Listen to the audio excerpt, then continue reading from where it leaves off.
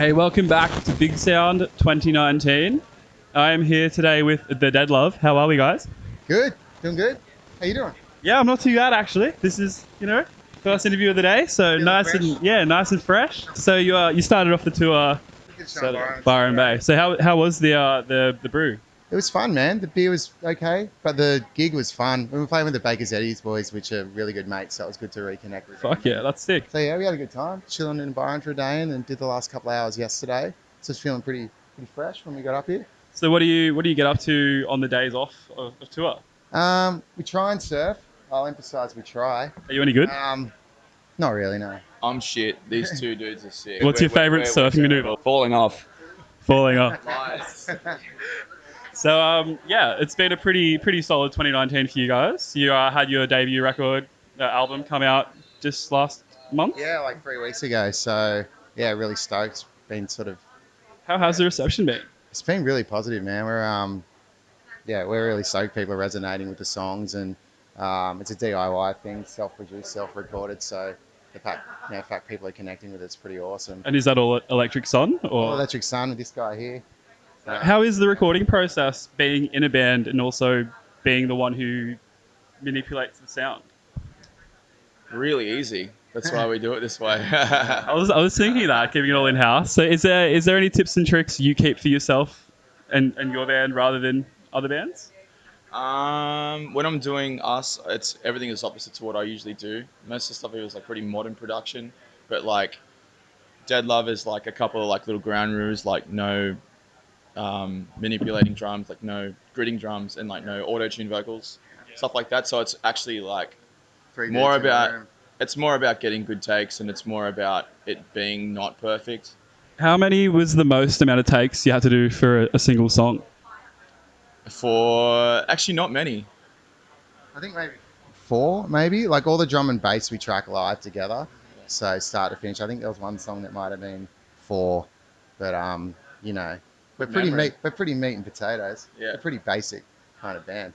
That's what you want to hear. That's excellent. You're signed to Adventure Cat Records, and how is it having label backing and I guess that support? Well, we've always been like super DIY, so it's amazing to have people, especially on the other side of the pond, helping us as well. Finally, and just having those people that are passionate about the music like we are, it's really nice to have that support network. But yeah, it's sort of strange. It's been a bit of an adjustment because we do it all ourselves pretty much, So recently getting an agent and having them come on board, it's been a bit of a game changer. Just having like fresh perspective outside of the band, in terms of strategy and what we should do is definitely good, and it's nice. But there's still so much done ourselves. Like we're still self-managed here, and I think the days of being in a band where you can just be in a band are long gone. So it's a nice team. We all kind of use each other's strengths and work together. And that's wicked. Yeah, shit feels good.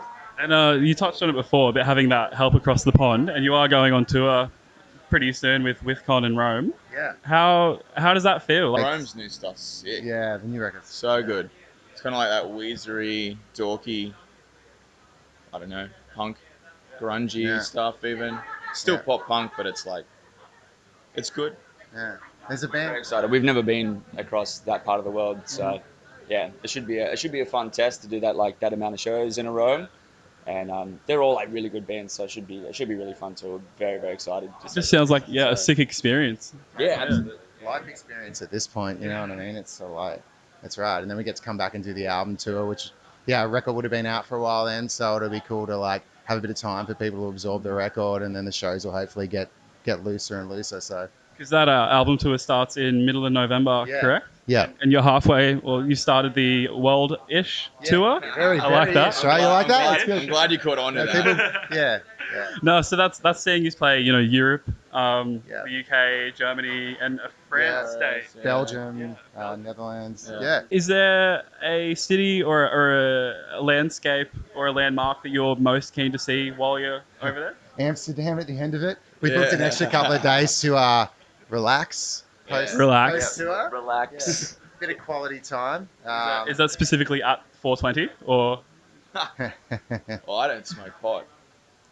So just to come straight out, I don't know. We've got a straight edge band here, one of many, hopefully. good chocolate and cheese in Amsterdam. Yeah, a Sydney-based band is coming up to BigSound. Obviously, it's a bucket list type of thing for a lot of bands. And how is it? Do you usually get a good reception when you come up here? And I guess how are you taking it all in?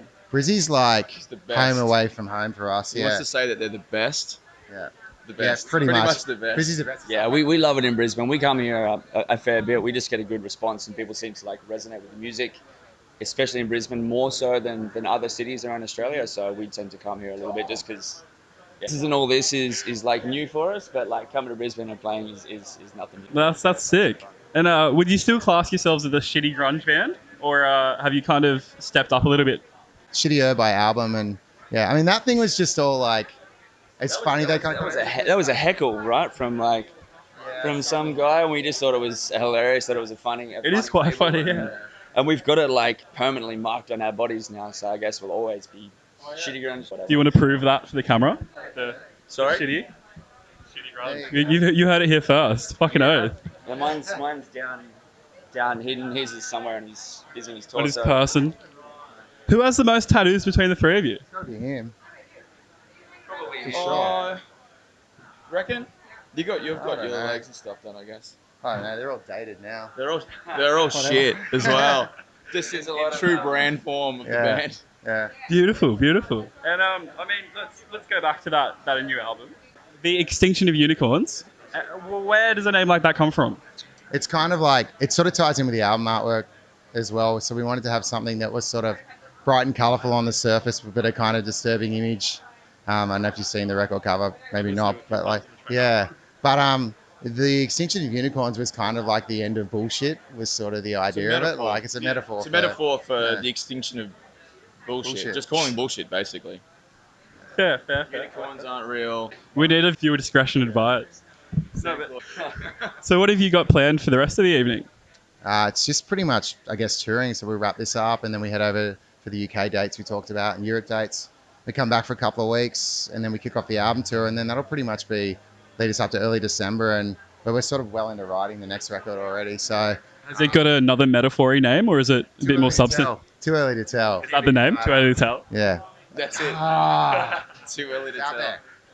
No, that's amazing. So just gonna keep busy, man. Like it's an exciting time, and we just want to keep going at it. It's kind of what we do. So no slowing down, that's for sure. Yeah. Beautiful. And you play tomorrow night. Are you stoked? Yep. Peanuts. Yep.